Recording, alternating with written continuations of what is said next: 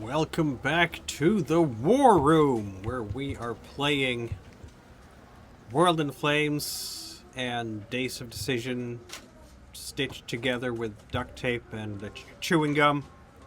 It's 3rd edition, Days of Decision with 5th edition World in Flames. And we have come all the way to July-August 1938.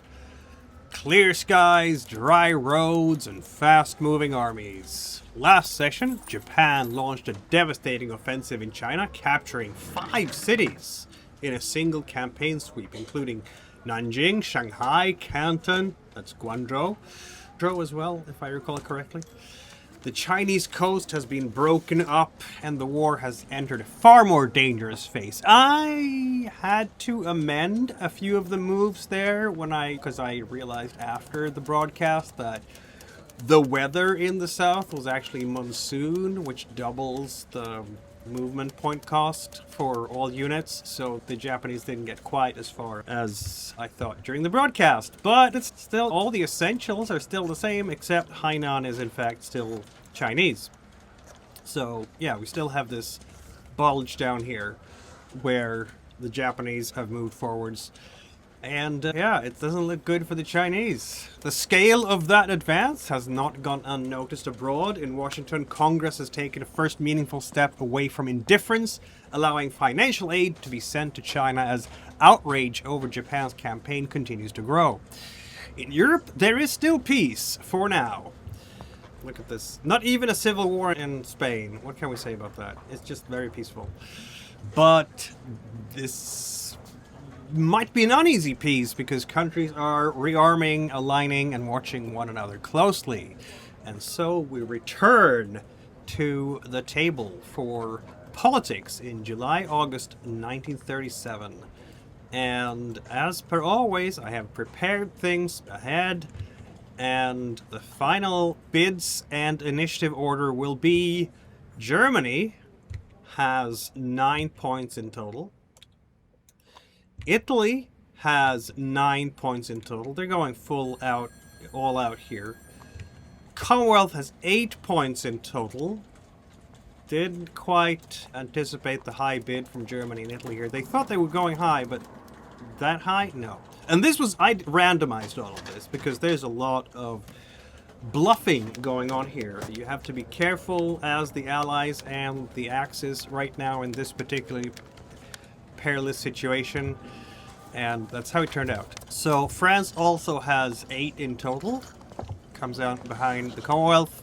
Japan and Russia and China bids 1 each, which means that Japan ends up with a 5. And what did we have for the US? The US bid 5 and gets 6 in total, actually. So that's the order. So we're gonna have Germany, Italy, Commonwealth, France, the US, Japan, and then the same order for the Soviets and the Chinese as before. Which means that Japan opens the turn. And we're gonna start immediately by scandalizing the entire world with Germany demanding the Sudetenland. It came a little bit earlier than it did in real life. There we have it.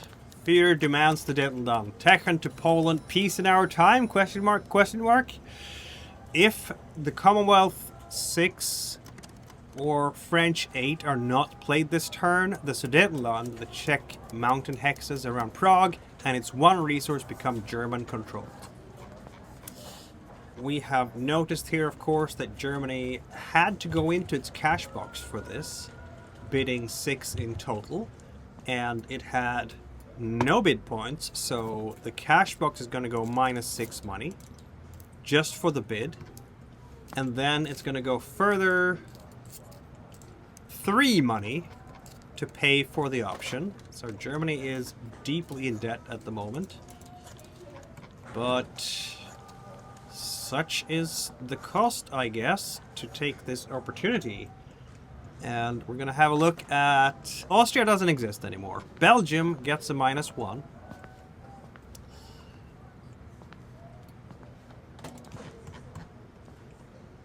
which may or may not be surprising. Okay, Belgium has now a -3 in total. Do we have a -3 marker out here anywhere? We do not. So I guess we'll have to get one. Belgium is very unhappy with this, which might not be surprising because look, here's Germany making demands on the territories of its neighbors. Once with Austria. Now it's a pattern. Twice they have done this now. Slovakia, -5. No surprise at all. Czechoslovakia has no markers at the moment, so it's going to be a brand new -5. Czechoslovakia not happy with this at all. How would the Allies react? Will they be able to play both of them? Remember that both the Commonwealth and France have to back the Czechs, basically. Finland gets a +1.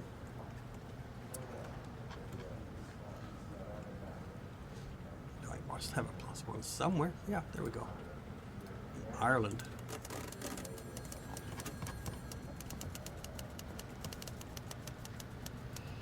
Hungary a +2. Hungary already has -2, so it goes to 0.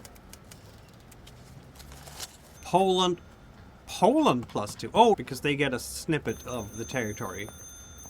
So I guess that makes sense.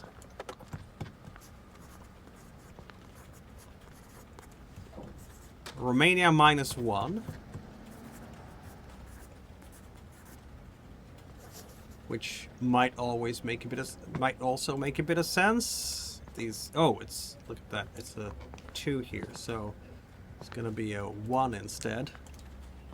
Romania, you should be close to Germany. That's what you should be. Maybe I have to butter them up some other way. Sweden -1.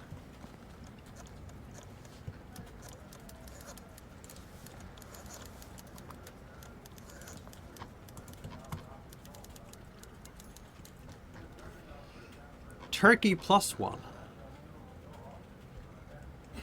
And it already has +1. Look at that. So it's going to be a +2. Though I don't think that Turkey has left the neutral space in the middle yet. It might be time to activate Turkey, actually, because I saw the Commonwealth -3 there. It's Yugoslavia -1.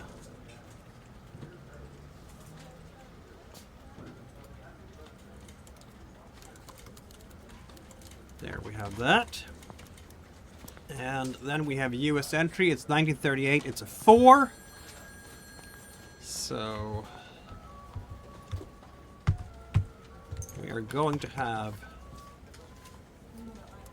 a base US entry of 22, which gives us an effective US entry of 6. An effective against Germany, against Italy it's -2, and against Japan it's going to be 24. And as a reminder, we need to get an 81 to allow the US to declare war on one of the fascist powers. If they get 81 against the Soviets, they can declare war on them too. Germany now gets to activate a minor, and I just said which minor would be advantageous to activate, because a -3 to the Commonwealth is too good to pass up, so we're going to activate Turkey, my friends. We're going to Turkey is no longer going to be in the neutral hole in the middle. Look at this. Turkey is right there, smack dab in the middle. -3 to the Commonwealth. 1, 2, 3, 4, 5. 1, 2, 3, 4, 5. So it cannot go to this spot. It has to go here. 6 like that. Provided it is, yeah, that's fine. So that spends the -3 to the Commonwealth. We have -1 to Italy, which won't do anything, but we also have +2 Germany, which moves it down there. Turkey has gone halfway to the Axis powers, and I think that the Allied powers will be very alarmed by this. Not just the demand for the Sudetenland, but also the Turkish realignment, as German diplomats have been speaking very closely in secret negotiations with the Turkish government, and maybe there are some accords, maybe there are some notes being taken that indicates that Turkey is friendlier now. There is an old Germano-Turkish friendship going back to the Kaiser, so this idea of Germany and Turkey being friends is not new.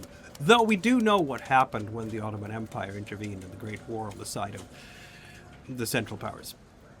Alright, we'll see if the turn ends here. It's a 1 or a 2 for Germany to strike it out. Remember, Commonwealth and France, they do have to play their support for the Czechs now. Otherwise, Germany will get the Sudetenland. So Germany definitely wants to roll out on a 1 or a 2. Let's go. That didn't happen. A 3 is very teasing, but it didn't happen. Okay, Italy then. So we had, yes, a dateline from Berchtesgaden. Germany has formally demanded the transfer of the Sudetenland from Czechoslovakia, insisting that the German-speaking population of the border regions must be brought into the Reich. Chancellor Hitler declared that the issue could no longer be postponed, framing the demand as a matter of justice, national unity, and correction of the post-war settlement, and, of course, concern for the German minority in Czechoslovakia. The Sudeten territories, which form a ring of fortified highlands around the Czech heartland, are of immense military and political importance. Their fate now stands at the center of the gravest European crisis since the Great War. Italy will get to play something, and Italy has bid 7 bid points out of its pool of 5. So it goes down to 0 bid points left and loses 2 money. 2 money, not 3. And it is going to play IPO number 10 and say government falls, election called, our experts analyze government's performance. The bulletin would read, Rome claims role in saving the peace. Italian officials have presented the Munich settlement as a diplomatic success in which Rome has helped pledge preserve peace in Europe. The Italian government has emphasized its role as a mediator during the crisis, portraying the agreement not as a surrender, but as a statesman-like solution to competing national claims. Newspapers close to the regime praise Italy's influence in continental affairs and note with satisfaction that war has been avoided without weakening Rome's position. Behind the celebrations, however, observers note that Germany has emerged stronger, France weaker, and Britain more visibly committed to preserving peace through compromise.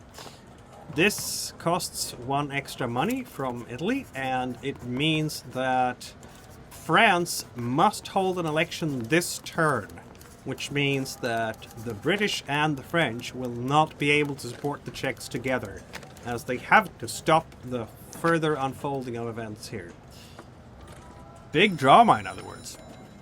Italy has to activate a minor country, but which one?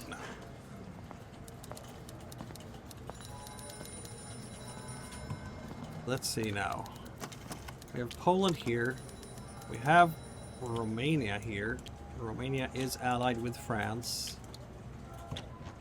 I don't like the fact that it's a +2 to Commonwealth, so let's not activate them.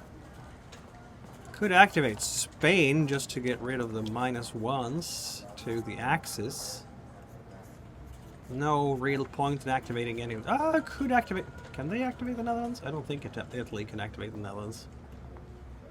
Oh yeah, they can. Okay. So that could be another option, because the Netherlands are neutral at the moment, but... Well, -2 to the Commonwealth is a good thing. That we want to keep that. We don't want to keep the +3 to Denmark, but I think that ship has sailed. Sweden's -2 to the Commonwealth. Again, we want to have the minuses there, so we're not going to activate that. Yeah, I think we're going to activate Spain just to get rid of the negatives to the Axis powers here. So Italian diplomats head over to Spain and speak sweet nothings into the new Spanish government, which is much more conservative and aligned with the Catholic Church than the old left-wing government was under Ozanio. Alright, that is basically it. No US entry for forcing France to go to an election. They couldn't do this with Britain because Britain is not going to go to an election until 1939, not 1940. 1939 is 3 years for Britain. So I'll fix that. So that is how that works. Let's see, it's a 1, 2, or a 3 to end the turn. But it doesn't really matter because this is a fait accompli by this time. The turn doesn't end. The Commonwealth gets to act, and normally the Commonwealth would want to play Czechs back. But French 0F has to be played this turn, and the French will not be able to because they must hold an election instead. Played by Italy indeed. This is what the whole bidding war was all about, really. So instead, the Commonwealth will guarantee Belgium. It only costs 1 money. Half of the treaty chart. So the British have bid a lot of points. Everybody has been bidding a lot of points this time. 5 points from the British, and that was all they had. 0 left. It costs 1 money to guarantee, I think it wasn't it? Yeah. All miners, treaty chart reduced by 1. And half of treaty chart for the US entry. Munich settlement reached. Belgium guaranteed. After days of mounting tension, European leaders have reached an agreement in Munich that transfers the Sudetenland to Germany and averts immediate war. Britain, led by Prime Minister Neville Chamberlain, strongly supported the settlement, arguing that peace must be preserved while a broader European catastrophe can still be avoided. France, weakened by a political crisis and the onset of an election campaign, as the French National Assembly could not unite behind one line in response to the German demand, and thus brought down the French government. So the French accepted the arrangement rather than risk standing alone. Czechoslovakia, though most directly affected, was left with little real choice but to submit. In London, relief is widespread. Chamberlain has returned declaring that the agreement secures peace and removes the gravest immediate danger to Europe. At the same time, the British government has moved to reinforce its position closer to home, issuing a formal guarantee of Belgian neutrality. Officials emphasize that while the Munich settlement resolves the present crisis, Britain remains committed to preventing any further destabilization in Western Europe. The message is cautious but clear. Peace has been preserved for now, but trust remains in short supply. So did I pay the 1? I think I paid the 1 money. We have treaty chart. There we are with Belgium. Belgium. Okay, it's 1938-39, so it's 2 US entry to the Commonwealth. Commonwealth thus ends up with a net of, they've been active, a net of 21, which means that the effective US entry to Germany is now a 5, to Italy is a 4, it's a -3, and to Japan it's a 23, and to the USSR it's -25. So Congress is taking notes in the margin as this is going on, but not much more than that. Okay, so it's the treaty chart -1, so +2 to Belgium for the Commonwealth. And that is just going to flip the -1 over to +1. What else do we have? Belgium. +1 to the Netherlands, and that's it. That is literally it. Now, that is going to move the Netherlands to -1 instead of a -2. The Commonwealth has to decide on activating a minor country. Czechoslovakia is not going to help right now because it's a -5 to Germany. It's just going to move it away from... I guess it helps a little bit because we get the Czech factory and remaining resource to the Commonwealth, which is technically better than to the US. So let's see now. We have 1, 2, 3, 4, 5, 6, 7, 8, 9, 10, 11. We could move it over there for a 12. I think that's maximum it can go. And that would cost 2 points. And yeah, it's not going to get any further away from Germany, is it? That's G. 1, 2, 3, 4, 5, 6, 7, 8, 9, 10. Okay, so it actually will not go. So 11 is the maximum. Yeah, that's not going to help. We need some bonuses there. We need some pluses going in. Poland +2. I could activate Poland. It's not going to move at all because Poland is still allied with France as well as Germany. We could activate Romania, which is in fact, I think that is probably the most fruitful thing to do. Yep. Romania one step towards the Commonwealth. That gets Romania one step closer to the Allies, which could be useful in times to come. If they can get the oil revenues instead of Germany, that would be great. British diplomats have been going all over Europe right now. Czechoslovakia, Belgium, Romania, everything to shore up the stability of Europe, as it were. So now we'll see if the turn ends. It's a 1, 2, 3, 4. We're rolling with a blue die. That wasn't a roll. That was just me putting the die in the box. And we'll see if the turn ends or if France gets to play something. France gets to play something, my friends. Because that's a 6. And unfortunately, this is where France would have wanted to do back the Czechs. But because of Italy's nefarious play, France will have to play... It's, what is it called? Hold an election 0C. It costs nothing, so I guess that's the comfort. France has bid 6 points. That was more than it had, so it's now at -5. And so the calculation here from Britain and from Commonwealth and France was to hopefully go before Italy and after Germany, but they failed. They were trying their best and they failed. Holding election doesn't cost anything though. So France is holding an election. It's not going to affect any US entry, of course. We've held an election here in July, August. So next time they will have to hold an election will be next year, July, August. And the reporting is that government falls amid the Sudeten crisis. The French government has collapsed after the National Assembly failed to unite behind the response to Germany's demand on Czechoslovakia. The Sudeten crisis has exposed deep divisions within French politics. Some deputies called for firmness and immediate support for Prague.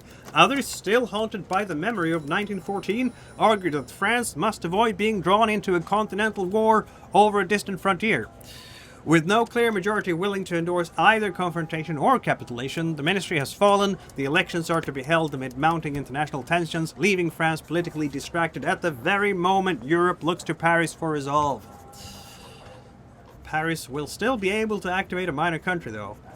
And why not Denmark, actually? We'll be able to move Denmark out of the middle here and move it towards... Unless there's something better we can do. I can't really see anything better to do.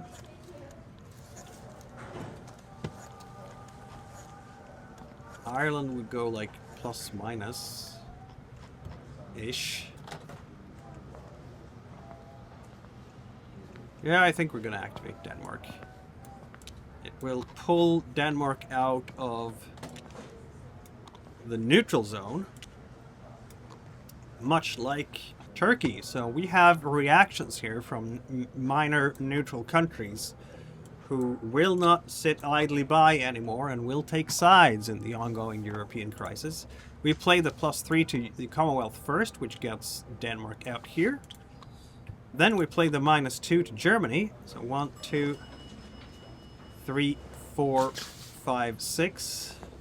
1, 2, 3, 4, 5, 6. 1, 2, 3, 4, 5, 6. So that would be a legitimate move. And then a -2 to the US. 1, 2, 3, 4, 5. 1, 2, 3, 4, 5. 1, 2, 3, 4, 5. We can move it there, basically, which is probably the best way to go.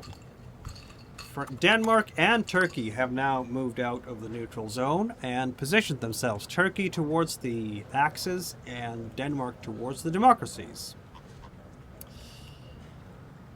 And we roll again to see if the turn ends. It is now 2, 3, 4, 5. 50-50 chance.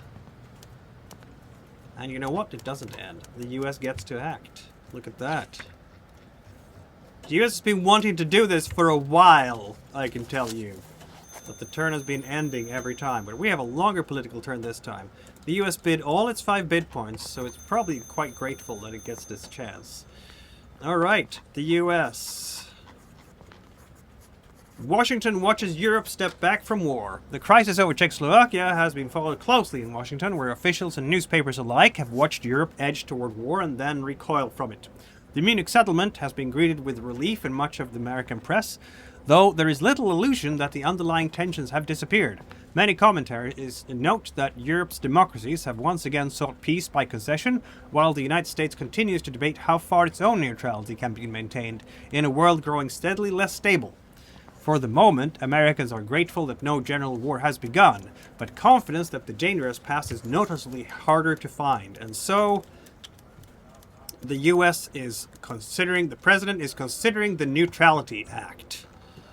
It costs 1 money, and the US is not at war with a major power, and it will veto the Neutrality Act, and it's pretty spot on. No, okay, it's a year late. It's a year late. This is going to be 4 US entry for the Americans.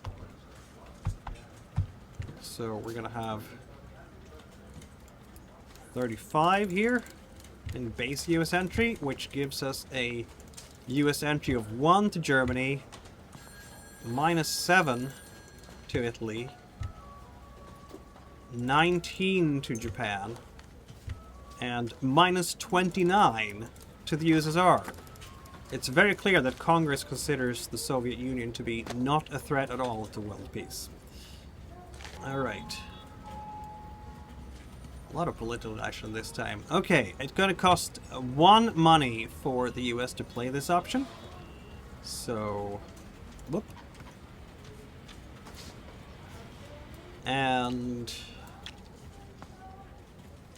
if the act is vetoed, the US political effectiveness decreases by 1 and all US entry effects are 1 greater. So this should be able to hurry the US into the war faster, even though the political effectiveness goes down. In other words, the fact that the president vetoed the act makes Congress very unhappy and stirs up trouble. Roosevelt has burned some of his political capital with Congress and will have to countenance a more hostile Congress moving forwards. Alright, we have none of these minor countries really mean a lot except Spain and Siam, so -1 to each of those. And if you're playing Collector's Edition of World in Flames, then those countries will, in fact, matter a little bit more. Not a lot more. Venezuela, we're trading with oil, but not otherwise. And the US gets to activate a minor country. Do we want to activate Ireland? The US can activate Ireland. 1, 2, 3, 4, 5, 6, 7. 1, 2, 3, 4, 5, 6, 7. 1, 2, 3, 4, 5, 6, 7. The thing is, it can't go in here. And that's where it would have to go, because that costs +3. So, activating Ireland makes little sense at the moment. Portugal makes no sense. Siam makes no sense. We're out of countries that make sense to activate.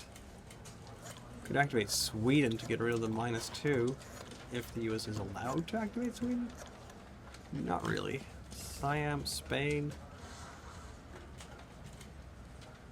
I know they can activate Portugal, but that's pointless.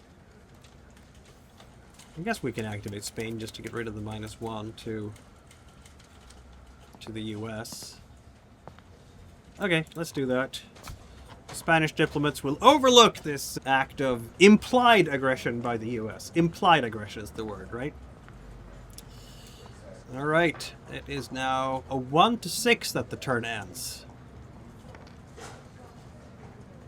And the turn ends before Japan, the USSR, and China have a chance to act.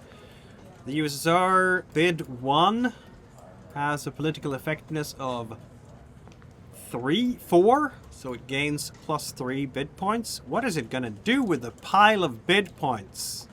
Who knows? Japan bid 1 has 2 political effectiveness gains 1 bid point. And China, of course, has a 1 political effectiveness, so 1, 1, it's just even there. Alright, that ends a very tumultuous political turn with the Sudetenland going to Germany. Which means that, ironically, because where Czechoslovakia is right now, it's going to be the US that loses a resource, and Germany gaining 1 resource. It still has only the 8 factories, so it's not going to get more production, but once it gets up to its production multiple of 3, this is going to benefit it. So all these mountain hexes are now German-controlled. Czechoslovakia not pleased at all. Alright, we go to reinforcement stage. And we're gonna get some reinforcements here.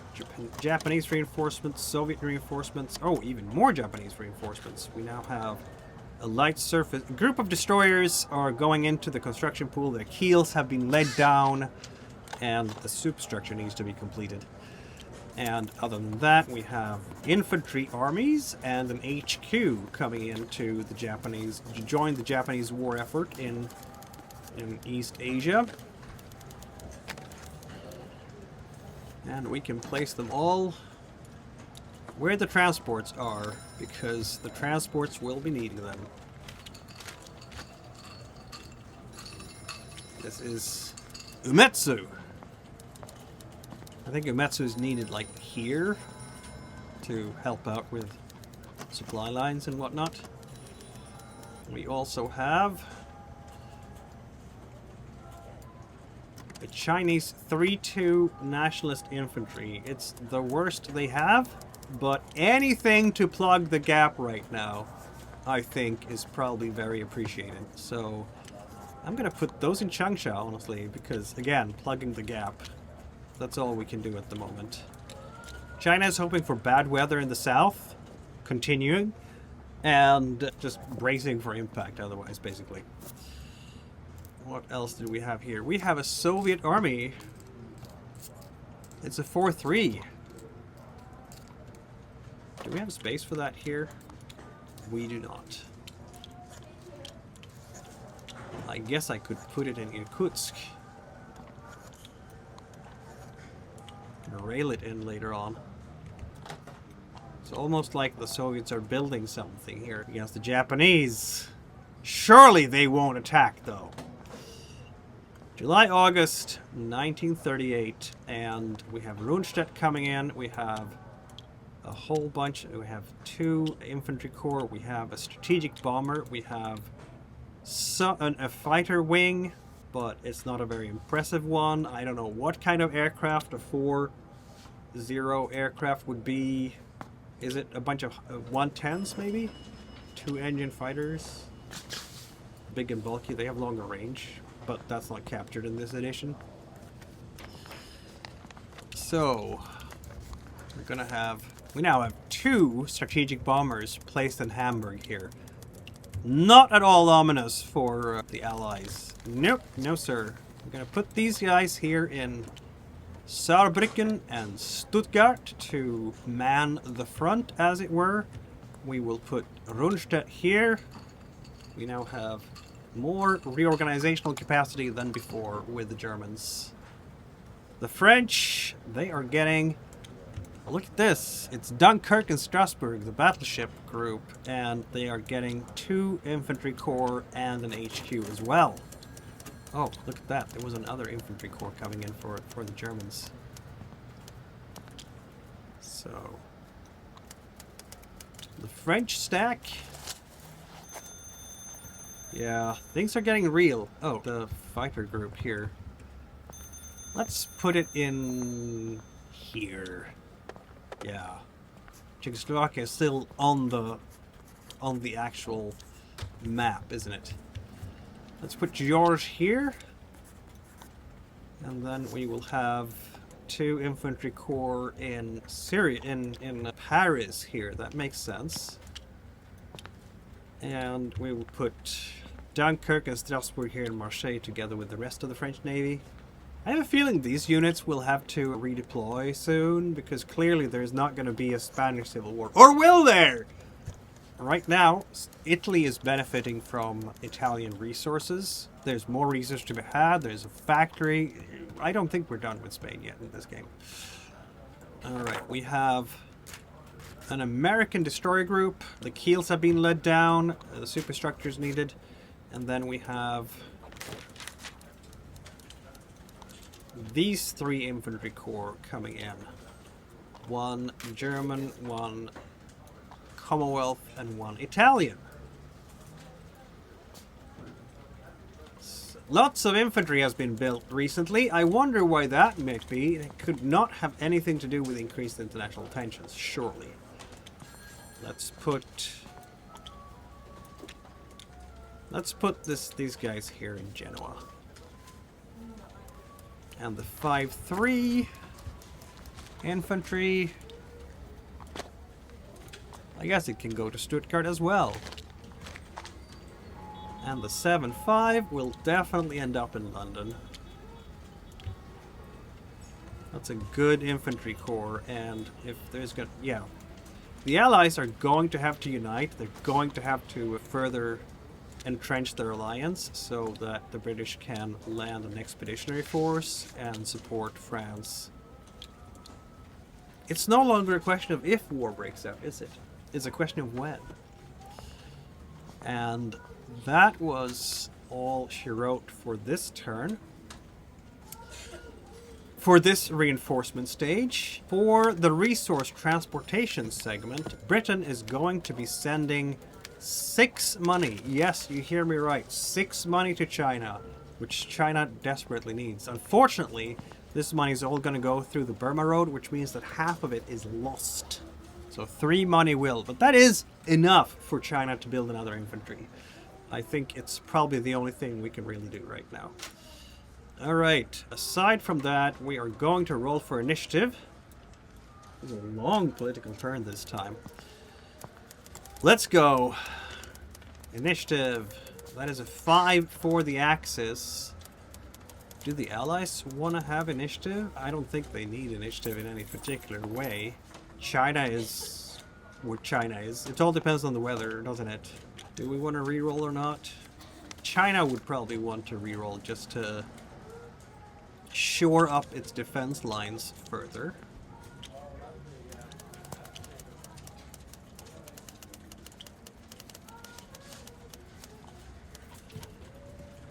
Okay, we can spend the reroll for China.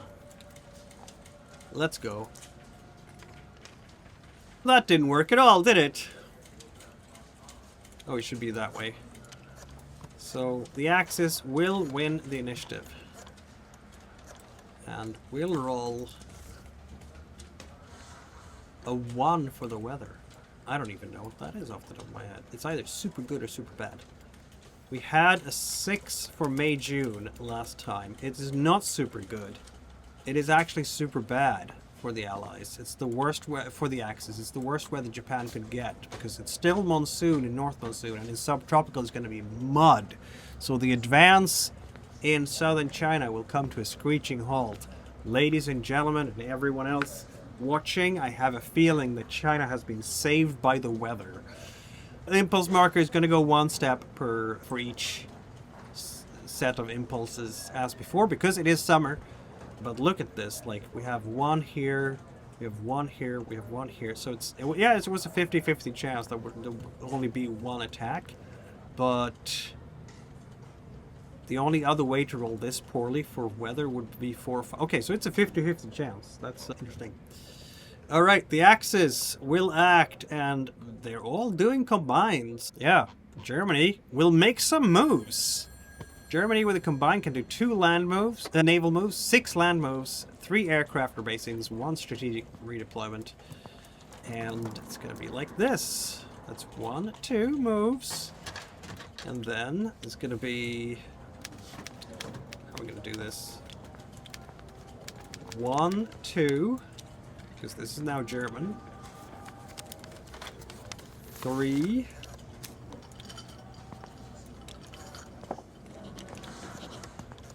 4. 5 and 6.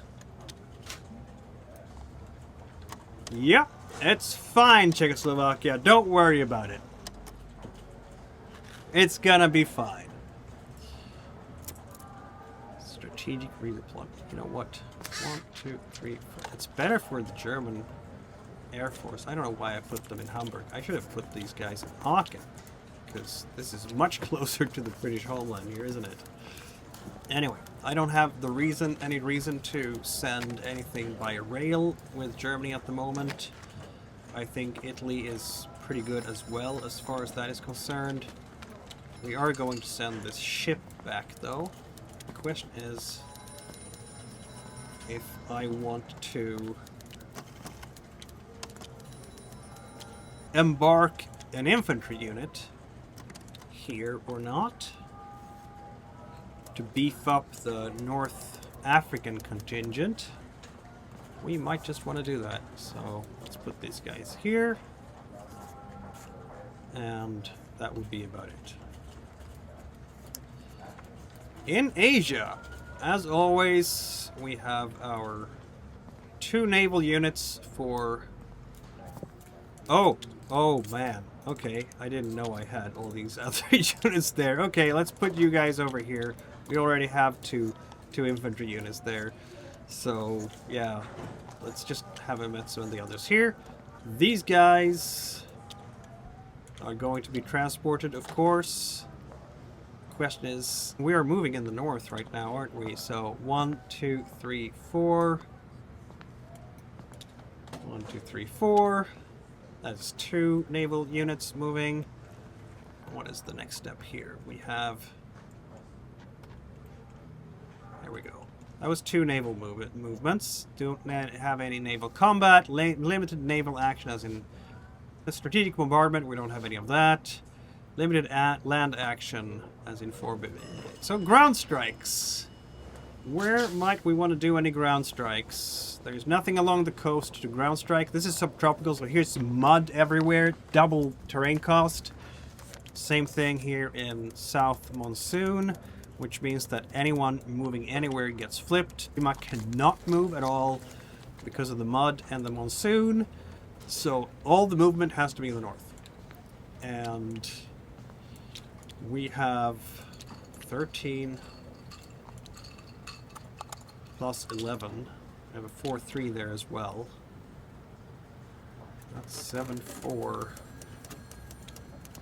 This is a resource, but that's a river. So if I exchange these lads like that, doesn't matter. It's better to have this one here, because the 7-4 can be part of the attack, and then we have 3 plus 2 is 5 plus 11.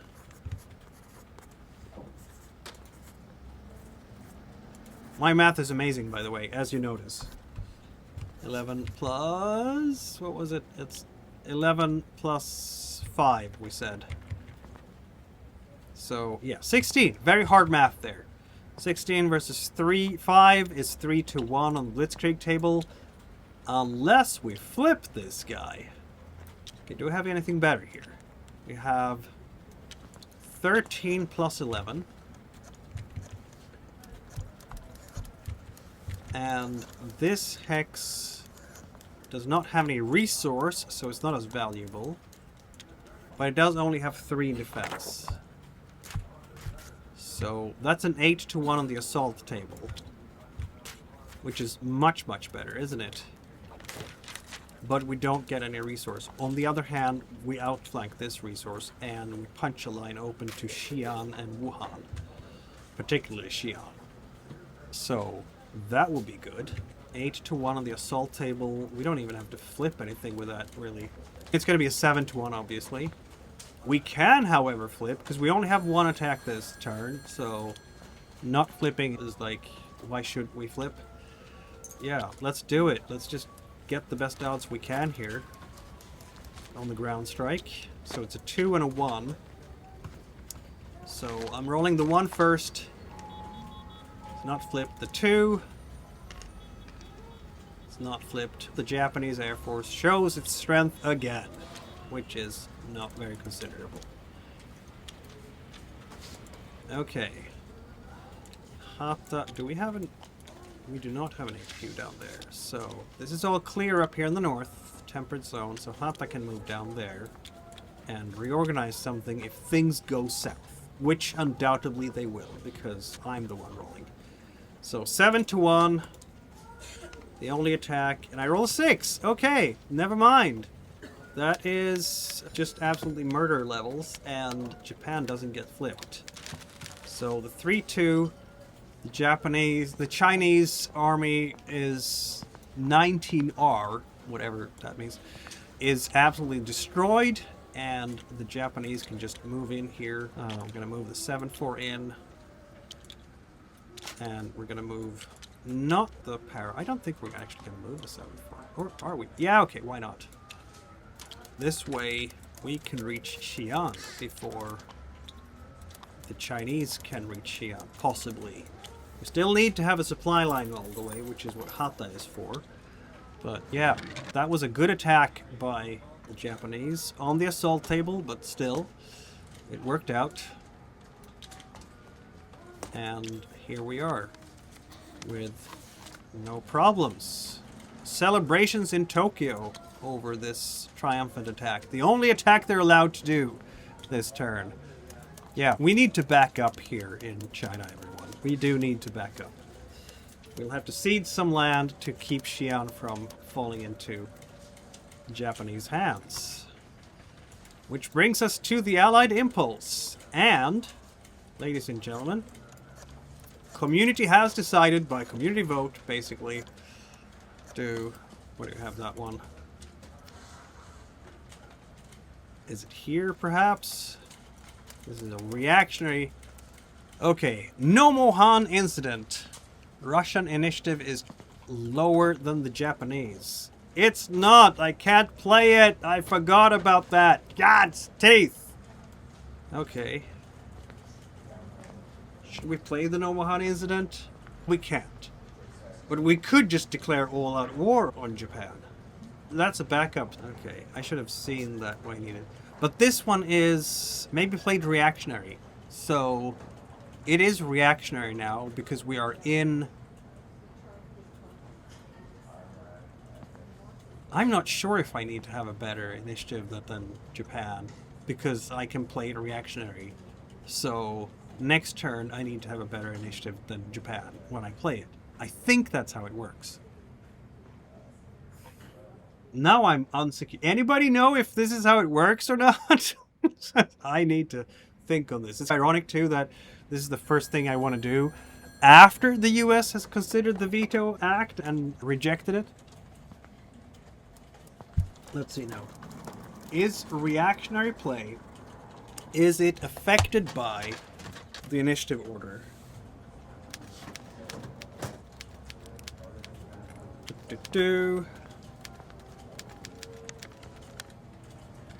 Political affairs. It's number 8.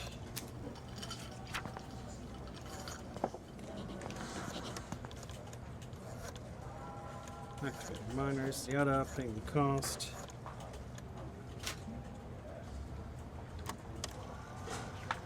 Option selection.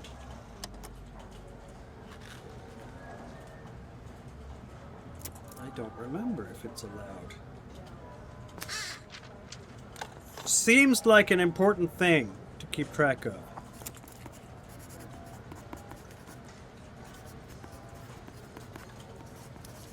And why didn't I?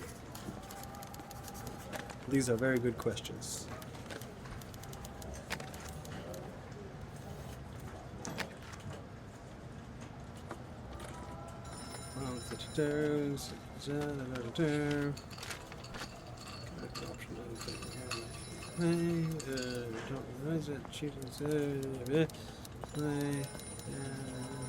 Implementing options. Declaring war.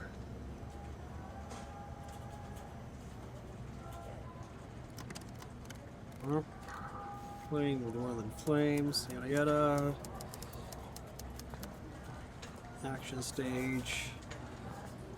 Controls, rules, to do.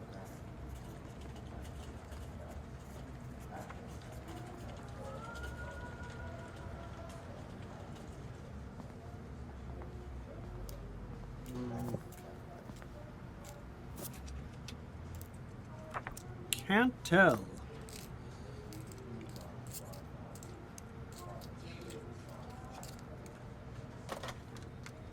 Does anybody know? Initiative.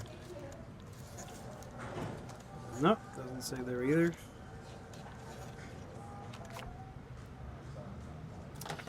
I'm gonna assume that this means that we can play this now, and then the Soviets have to go before Japan next turn, which was the plan anyway.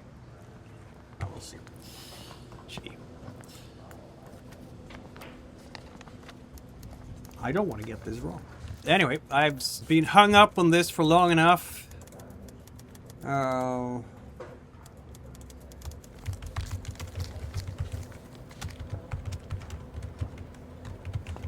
Can't keep being hung up on this. Everybody's waiting for me to go ahead. Class for 8 points. Yeah.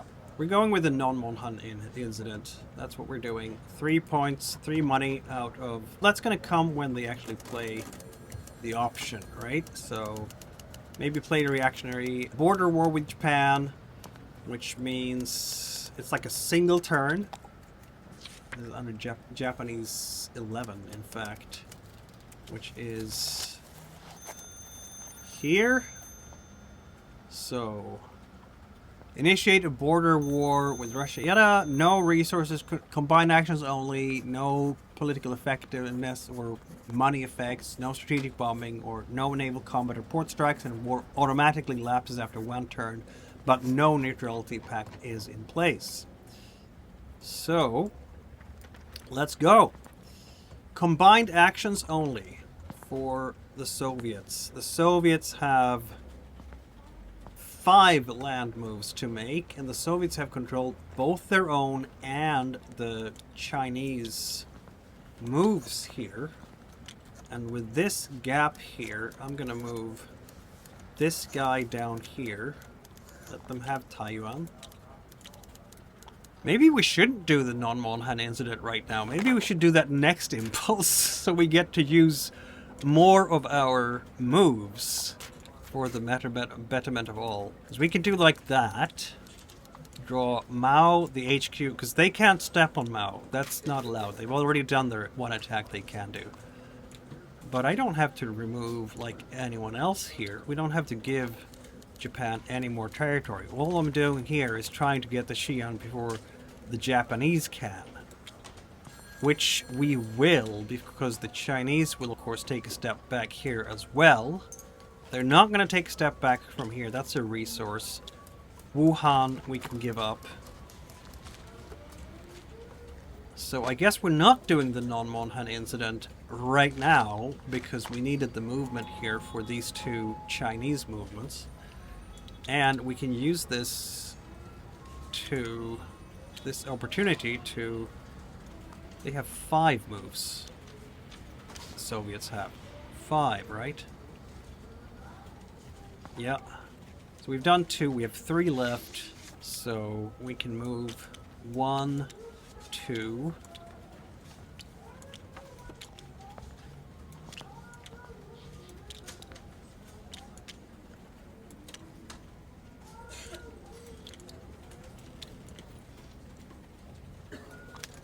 Three. So that just shuffles things around, and we don't do the non-Monsoon incident this time.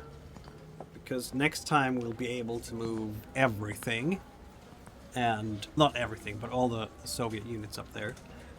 And this gives us a little bit of breathing space, and the Chinese have moved this one here. I can't help but thinking that it's going to be... But, yeah. I could move this guy to Wuhan. That frees up a resource that the Japanese will take, and we don't like that. But if I don't, then the Japanese will definitely encircle this area and can keep threatening Xi'an, which they won't get because look, they'll move up there. Okay, yeah, not much else we can do. I could move the 3-2 up there from Changsha.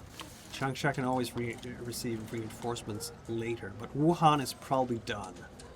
I don't see how we can rescue Wuhan without... And it's fine, because we don't need to rescue Wuhan. This is just going to give even more US entry. So that's 2 moves on the Chinese part. They can only move 2. The Soviets have done all they can. France... Let's face it. There's not a war yet here, but it's coming, isn't it? So, how many land moves can France do on... 3 on a combined. So... 1... 2... So many HQs!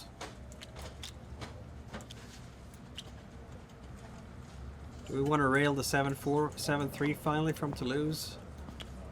Yeah, let's do it. We're going up to Rebase here, because I feel like that could be a good idea. Can be unflipped by George at the end of the impulse. Why not? Doesn't really matter a whole lot in this case. France needs more of everything.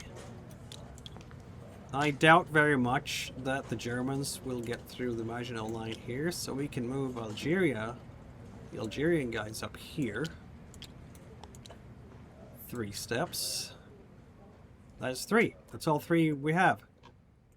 The Commonwealth.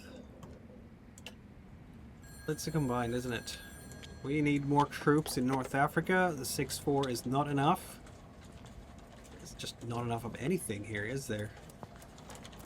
I could split the 7-5 into 2 divisions. Do I want to, though? It's useful to keep Malta. Speaking of keeping Malta, we should definitely send down this transport here.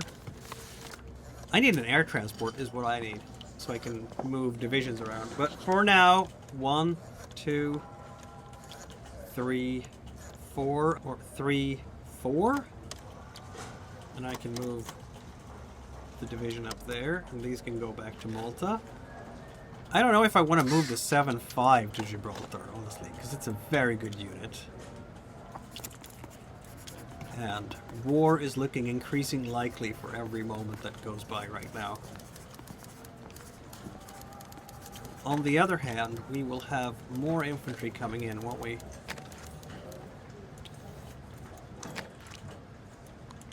Yeah, a little bit. A little bit. Not much, but a little bit. Okay. The Commonwealth will need to build more infantry this turn, that's all there is to it. Okay, let's do this. We're gonna send the 7-5, not to the Rock, but to other places. 1, 2, 3, 4. So now we have 2 transports going there. And that should be it for them. We have done everything we are able to. Everything we can with both sides. So no non-Monhan incident yet, because I didn't have the enough moves for the Soviets. We have another Axis impulse. We can move Hata there. That's 1 step. We can move the Kwantung Army. That's what it is. The Kwantung Army, yes. To Wuhan. That triggers US entry, but not 4 anymore. It's 5 now. Because we've considered the Neutrality Act, haven't we? And we have rejected it. Japan gains an extra 5. That gives us more. So, 5 more US entry. There's a lot of base US entry going on here. Now we're at 3 US entry to Germany, -5 to Italy, and 24 to Japan. The outrage is back again. And that's 2 moves, right? We have a 3rd to make. We can make an airdrop right here. But no, we can't, because it counts as an attack. And there's only so many attacks I can do. Okay, fair enough. It would have been beautiful, but I can't do it because it counts as a ground attack. Okay, I guess we're gonna Are we gonna go and step in Taiwan? And we have to sooner or later, don't we? So that's another 5 US entry. There's a lot of US entry to Japan right now. We have an effective 6 against Germany, -2 to Italy, and 29 to Japan. That's a third of the way almost to the US entering the war against Japan. That's 3 moves. We can't do any more than that. We're not allowed to attack here this turn. So that's basically all she wrote for Japan. I still haven't landed these troops. I'll have to do that before the turn ends. Germany, Italy. So Italy will move these guys down here. That's 1 land move. Don't really have anything else in particular that I need to do right now. Unless I want to send these guys. Do I have a transport for that even? Oh man, Italy needs to build transports. That's all there is to it. What am I even doing with Italy with only a single transport? Or do I have a transport here? I do not. Okay, Italy needs to build transports. Good to remember. It's hard to keep track of everything in a game of this scope, isn't it, when you're playing alone? We have 1, 2, 3,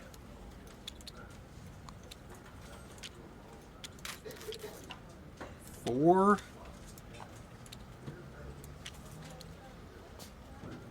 5 moves. 6. Germany can do 6 moves, but that's what we're gonna do here. Oh, that means that I can go here as well. 2, 4, yeah. Yeah, don't feel surrounded or anything, Prague. Don't feel surrounded. It's all fine. Yep, no problems at all. Alright, that was it for the Axis phase. Impulse. We're going to another Allied impulse. Now we can do the non-Monhan incident. Reactionary. We don't have anything to move here for the communists because the nationalists will move to Xi'an to just stop the Japanese from taking it. The question is if I should move this guy up here or not. He would be flipped, but it does keep the Japanese from getting that close to Xi'an, so it's going to help next turn if nothing else. So we're going to put this army up here. Now the only space the Japanese can attack anywhere is down here, and that's something I'm sure they're going to want to do on their next impulse. But the Soviets are moving 5 units. It's a 1-turn attack here. We're going to do a ground strike here. We don't have any good air cover here. I think the Soviets may have made a mistake here in their calculations. Where do we have all the fighters? Okay, the Soviets will need to build fighters. Lesson learned for future turns. I have completely forgot to build fighters for the Soviets. That is just absolutely embarrassing. And I will hang my head in shame. So if we have a fight here, I mean, we're going to have to. But I don't think we're going to do it now, because we have 3 in defense here. We have 9 in attack. And we can move 5 units. So 1, 2, 3, 4. 4. So now we have 10 plus 9 plus 9. 18 plus 10 is 28 versus 3. So that's 9 to 1 on the Blitzkrieg table because we do have the tanks there. So yeah, that's just going to be absolutely destruction of this Japanese army.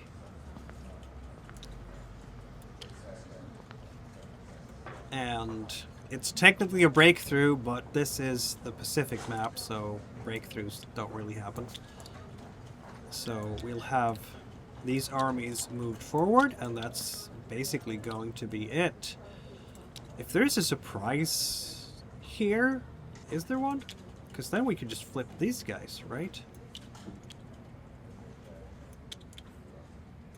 And look, they're completely undefended. We can just step into Harbin. Though, it's a one-turn war, so all we're doing is killing a bunch of Japanese units, basically. Because if we do have a surprise impulse, it's a good idea to flip the Air Force here. So, let's go. A 3, I believe, is a miss. Yep, it certainly is. Okay, we tried. That is as far as we get for this impulse. The Soviets are having a border dispute with the Japanese, and the Japanese are not happy with that at all, are they? We go on to Axis impulse, and now the Japanese have to think about 2 fronts. This whole war would just lapse in a turn anyway. So I guess we're rebasing this aircraft over there. No point in moving this guy. And these guys will just stay here because they're gonna get attacked, but they're behind a river. But it does mean changing the plans for these guys. So we will put them ashore here. That's 2 moves. I have a 3rd. And we obviously want to use it. I can't leave Hata undefended. So I guess one step like that is all we get. Thanks to the Soviet offensive here, the Japanese can't move. You know what? That's not a good move for us to make. We're gonna move here instead. Which will flip the unit because it's mud and miserable and terrible. But we had to start somewhere, didn't we? We can clone this and just put it here to mark that we have it. And then next impulse. Unfortunately, Ushijima can't move at all. There we are. Yeah, we couldn't even get a proper shore bombardment going here because the war is gonna lapse and there is nothing much to bombard. Okay, that was the Allied moves. No reason to... We're not gonna move the 5-2 for anything. And no reason to move anything there. Japanese are just gonna take a pounding and look like they like it. Which they don't. What else do we have?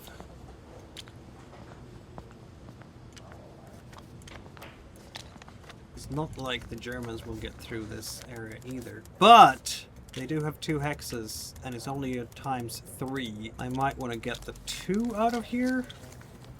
Risky. We don't want them to get through the Maginot Line, do we? French need to build more ground units. Maybe having to start even to build armor. Who knows? Even though their armor is terrible. Commonwealth's done what they needed. Yeah, that's basically it. We can send something by rail. So. Flip. Okay.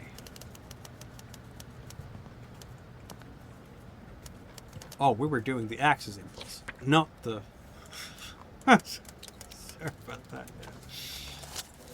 Okay. Axis impulse. Is there anything I want to do with the Axis here? Like, at all? No, not really. I guess I could...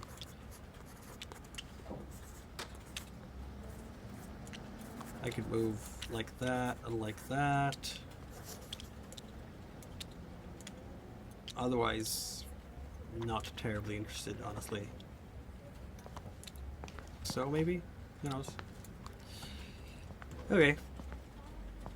So, we go on to Allied Impulse. And at the end of this Allied Impulse, we roll a 1 and see if the turn ends.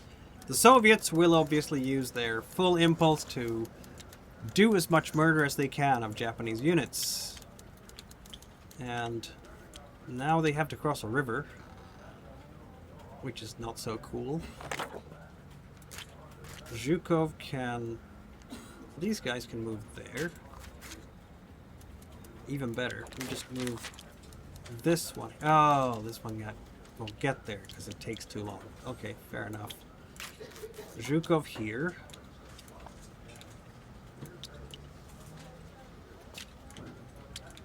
Well, that's a 4. So it's better to get through here, isn't it? So 1 move, 2 moves, 3, 4, 5. So now we have a blitz on the 4. 9 plus 4 is 13, is a 7 because of the river. Plus 10. Okay, so plus 5. So that's an 18. No, 7 plus 5 is 12. But it's still 12 against a 4. Do we want to risk any aircraft here? No, we don't.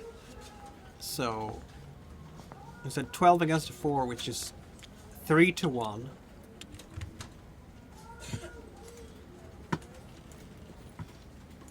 And 3 to 1. Do I want to use HQ support here, or do I want to save the HQ to unflip units? I think I want to save them to unflip units, because if I succeed with the HQ support, it's great. But I might fail, and then I'll just be stuck and having accomplished almost nothing. So that would be sad. Land combat phase, page 20.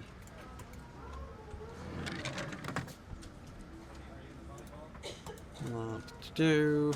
HQ support. Oh.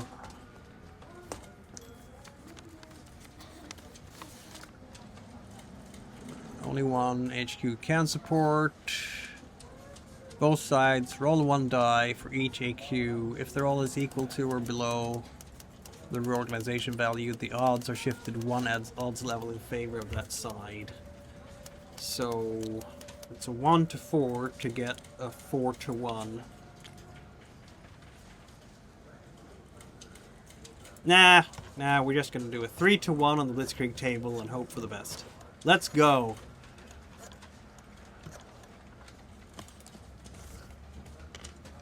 I know I should use the ground strike, but that aircraft is annoying. I roll a 5 on a 3 to 1, which is a breakthrough and star. So a breakthrough as a result. Remaining defender units removed from the map. So we didn't actually kill the Japanese infantry army. This guy will have to rebase. 1, 2, 3, 4, methinks. The Japanese army is destroyed. And I think we're just going to move like that for now. And we're not even flipped. We're full steam ahead here. And we can just move through Manchuria at will. There's 1 unit left to kill. This is, again, a war that will lapse after a single impulse. But it does damage to the Japanese troops, so that's a thing. And the USSR will have to play that option next turn. Which it will be able to, because it has all the bid points, so it's not a problem for the Soviets. And now we can rail a unit over here. Whoop. France and the Commonwealth have nothing more to do. China has 2 moves. And no particular reason to use them, because we don't want to fall back too much here, do we? I could fall back to behind the river here with a 7-3, but I don't want to give up the hex, because look at that juicy hex. It's not very juicy, it's just plains, but it's still a hex we're not giving to the Japanese, so give nothing up if you don't have to. Alright, let's see if the turn ends. If the action segment ends. It's a 1 out of 6. And we rolled a 1! Oh, the Chinese are so happy. I think the Japanese might be happy too, because they get to save the... Wait, did I put the 4-2? I didn't. It's supposed to come in as a reinforcement next turn. It wasn't destroyed. Oh. Just goes to show how alert I am. Alright, so action segment is over for July-August, and I don't know... I think the Soviet invasion here, it lapses immediately, so all the Soviet troops will have to return to their starting positions, basically, to the closest friendly area. We can have that, and we can have that. We can have that, there, Zhukov, and a 5-3 can be here, maybe. So, yeah, it was just basically a lot of killing Japanese troops. Alright, partisan phase. Let's go. 4 on the partisans. Norway, UK, Hungary, Poland, Italian, East Africa, Australia, Manchuria, and China. Manchuria and China are definitely places, and look at this. Manchuria now has 3 units left out of all that Japan had before. On 4-6, Japan loses a... Yep, they lose 1 production this turn. And we said... What else did we say? It was a 4 to China. What is in his own control here? Almost nothing. Yeah, no partisans in China. Italian East Africa only has the 1 unit, so if I roll more than a 1, Italy loses that resource. Italy lost the resource. Okay then. That was the partisans for this turn. US entry phase. We do have Japan being at war with China. They have now been at war for a year, haven't they? When did the war start? I think they've been at war for a year. It started 37, didn't it? Yeah, they did. So, it's a year now, which gives us +1 and -1, so it's an unmodified die.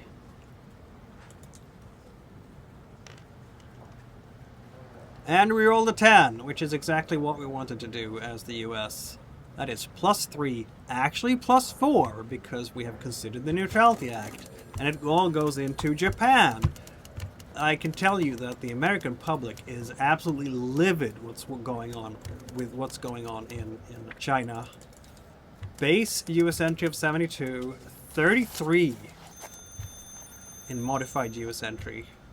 We're only 50 points away, less than 50 points away from an American entry into the war. And it's only 1938, so 3 years. That, yeah, a lot of things can happen here. Alright. I guess we can make this guy out of supply next turn with... So, yeah, that's a consideration for September, October. Production phase. Okay. The US has... We haven't actually moved the Czechs. So, I did remove a resource from the US. It has 6 production per turn at the moment. So, 8 money. That one has to be built 39. That's when we have to start. This one, 41. So, we're good. How many transports do we have here? We have 2. We have 1 here. We need more light ships. Destroyers here. Okay, let us make this destroyer ready. Let's get it in.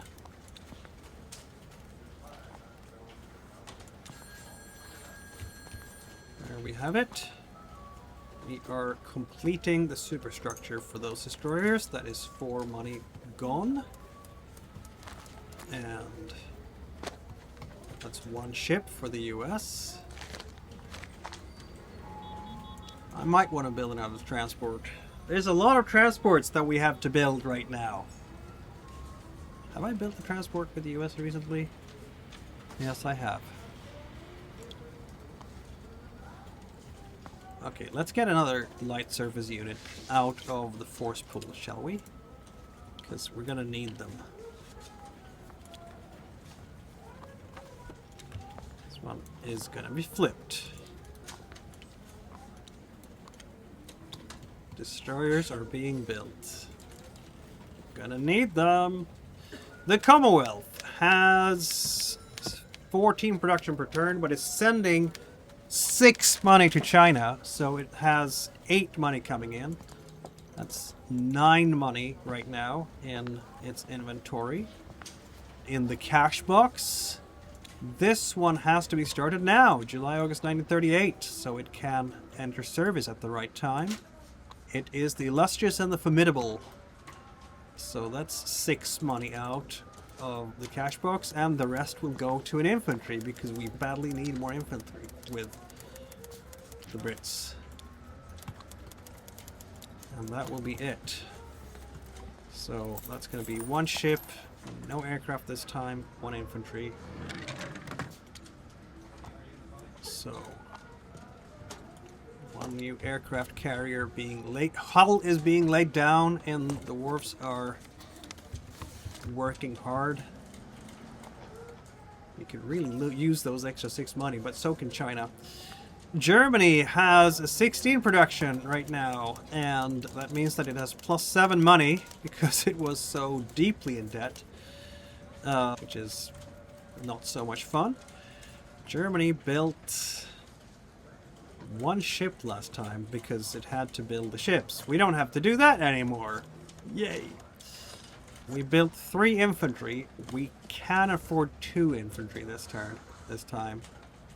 We don't have any powers left. We do need armors as well. But I do want to keep my gearing limit with infantry. Do I want to build something else? Like subs are fun. We have 2 strategic bombers. We don't have a whole lot of tactical bombers. We have, what? I think we have 1 over there.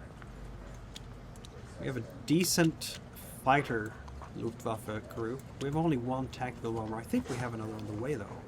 Don't we?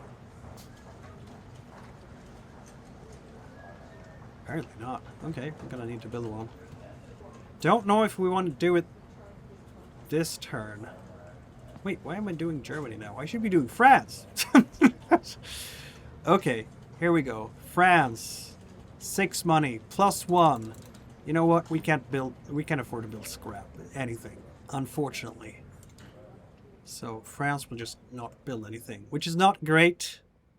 Yeah, that whole situation with the Munich Protocol really did not work out in France's favor. France needs more infantry, doesn't have any. Does have a paratrooper, which is expensive. Does have armored. We've been doing pretty well with the builds with France. Yeah.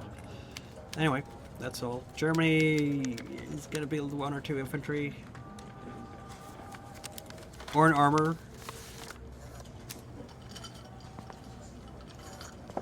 But if I build 1 armor, I don't have any gearing limit at all for infantry, which would be sad. Or I could build an army and an infantry and go minus. Yeah, let's do that. So, -2. Let's go. Deficits are fun, everyone. Shuffle. It's an 8-6, which is okay for being German. 7-4. That's more like it. Okay. So, down to a gearing limit there of 1. No ships, but an armor. Where did the units go? There. Italy needs transports. I remember. Thank you for the reminder, though, Commando. Always appreciated. 7-4 and the armor 8-6. March of April 1939. That may or may not be perfect timing for nefarious purposes. Who knows? Okay, we have 7 Italian production per turn because Italy has a production multiple of 2. So we're going to be at 5 money, which is very lovely because transport costs 4. So yeah, definitely building a transport this turn. Unless I have to... No, I don't. Good. Do I have to complete anything here? No, I don't. Okay, good. So the transport it is. Italian transport will come in here. Next year, 1939. That's a long... We need to build so many Italian transports. Okay, yeah, that's life.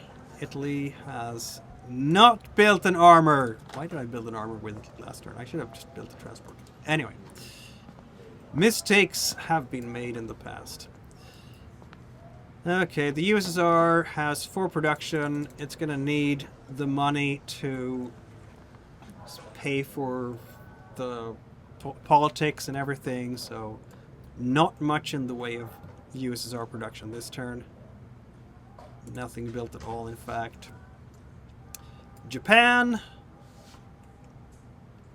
got a bit creamed by the Soviets.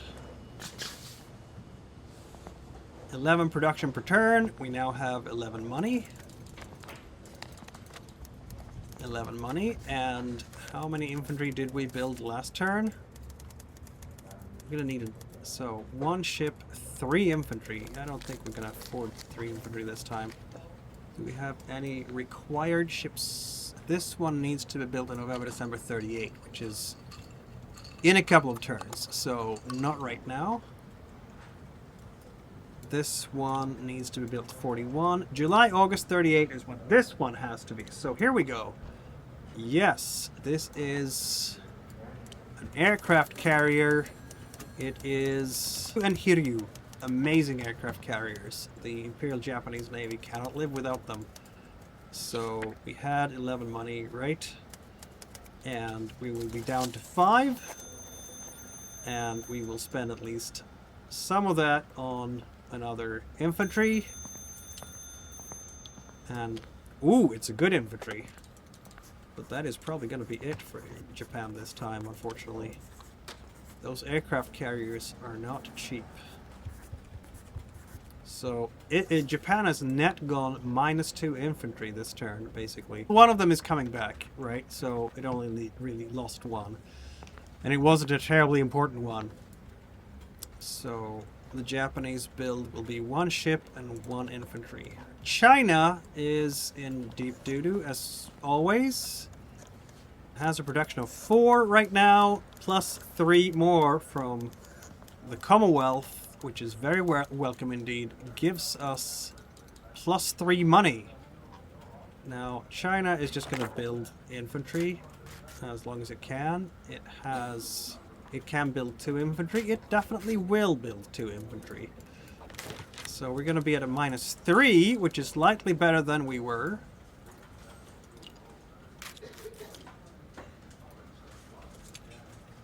So we're going to get 3-2 back immediately. No new communists coming in at the moment.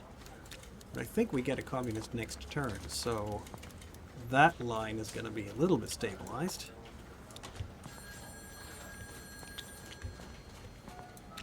There we have it. And that is the production for this turn. For all the various countries. Yepo! Return to base phase. Very simple, since nobody is at, like, naval war with each other. So we're gonna return these transports here. We're going to return this transport to Alexandria. So the 7-5 is there. We're going to return this transport to Malta, so we have at least something here that Italy can't just step on immediately and kill. The Commonwealth needs more infantry! I've been saying that for a while, haven't I? And Italy's ship returns to base in Toronto, like before. Taranto. Not Toronto. It's not Toronto. That's how we pronounce it in Canada. We say Toronto. It sounds a bit like Toronto, but it's not Toronto. Anyway. And final reorganization phase. So, unflip this.